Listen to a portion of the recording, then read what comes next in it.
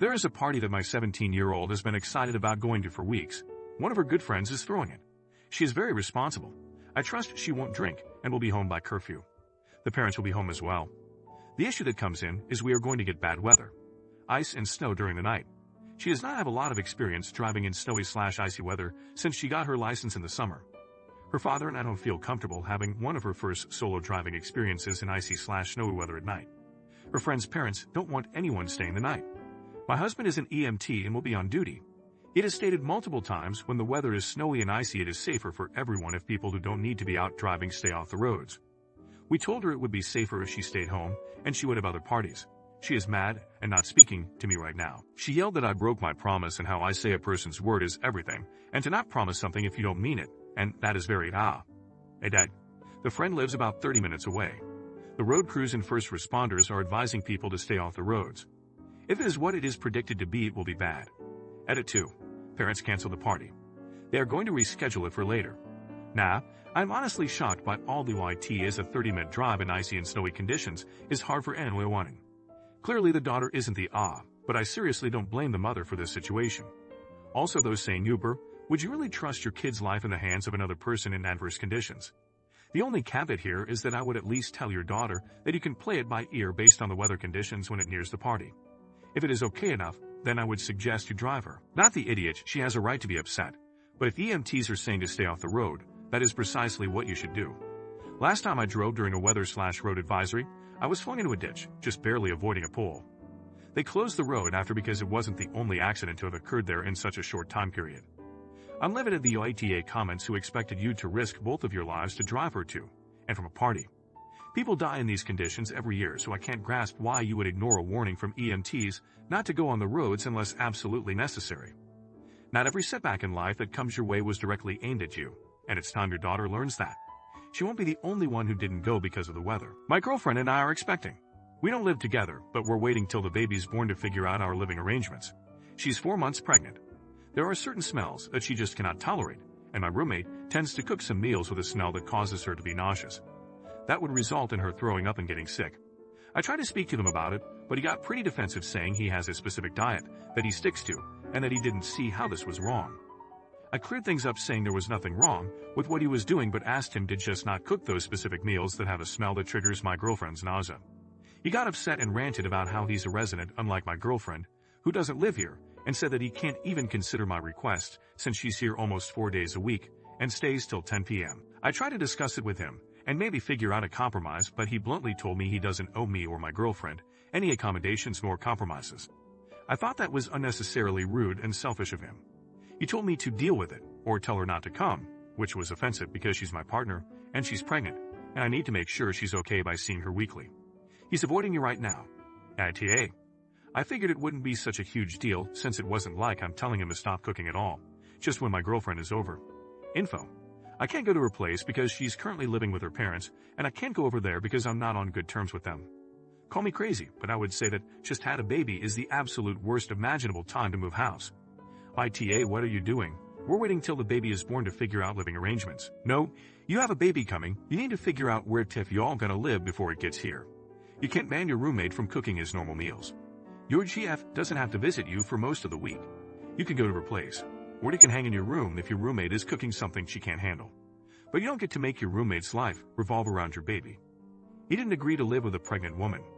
YTA, why on earth are you waiting to figure out living arrangements? This is a really dumb move. She is pregnant with your child, you're not going to have time to figure out a living arrangement. Once the baby is born, plus the child should be brought home to a stable environment with both of you there. Right there before anything else, this is just classically dumb. Also, not your roommate's problem, it's yours.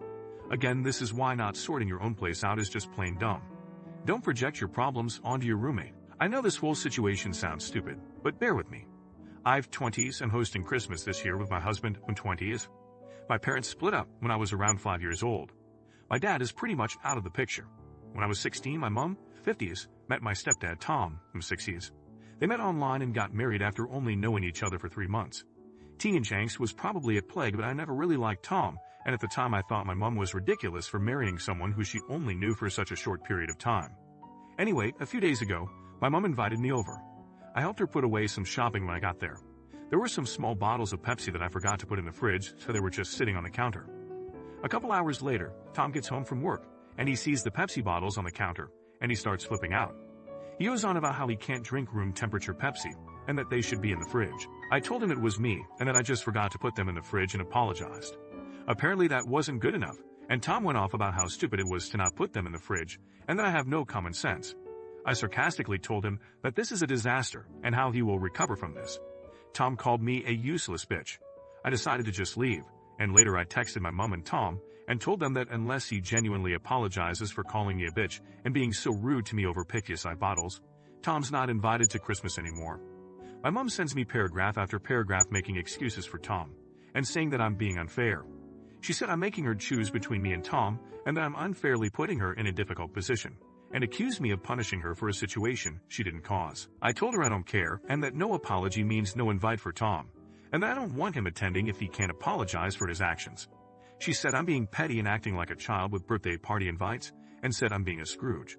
She keeps sending me pictures of Scrooge and the Grinch and saying that's you. I really don't know if I'm actually being petty or going too far. Not the idiot, this man is in his 60s. He needs to grow up and learn to accept an apology. Your mom is also being ridiculous here. She should just tell him to apologize for being so rude, and come alone if he's going to be that stubborn. Not the idiot, but Tom and your mom are. If my boyfriend called my daughter a useless bitch, especially over something ridiculous, such as the placement of Pepsi bottles, he'd be out the door. I wouldn't be taking his side. Mom is super pathetic for sticking up for her abusive husband, and being so juvenile/abusive herself. I blocked them both and enjoyed Christmas in peace. My dad is married to Anne. Anne hates my mom. My siblings and I do not regard Anne as our parent, because we were 11, 12, and 14 when we met her, and when our dad married her. Now there's some history to be explored before we get into this specific incident. Dad used the time my siblings and I were with Mom to build his relationship with Anne and eventually her son. They were practically engaged before we met her, and we met her son at their engagement party. They moved in the very next day, and they were married 2 months later. We had equal time with Mom and Dad, but because of our ages and them being so new to us, we did not get super close to Anne or her son at that time. Anne's son ended up diagnosed with a form of cancer that was more likely due to a longer-term medical condition he was born with. Anne was away a lot with her son to get him treatment, and she was with him out of state in one of the big children's hospitals where they specialize in cancers. Mine and my siblings' life carried on as normal for the most part. When we were with Mom, life was totally normal. Anne's son died while we were on vacation with our mom. We were 17, 15, and 14 at the time. Anne was furious that Mom took us. She had wanted us to stay because her son had wanted more time with us, but Mom had already booked the vacation and we still wanted to go.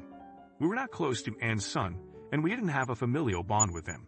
Anne never got over it and was especially bitter because we were not closer to her after, and because most of us chose Mom's house over Dad's for staying at when we finished high school and wanted to come home.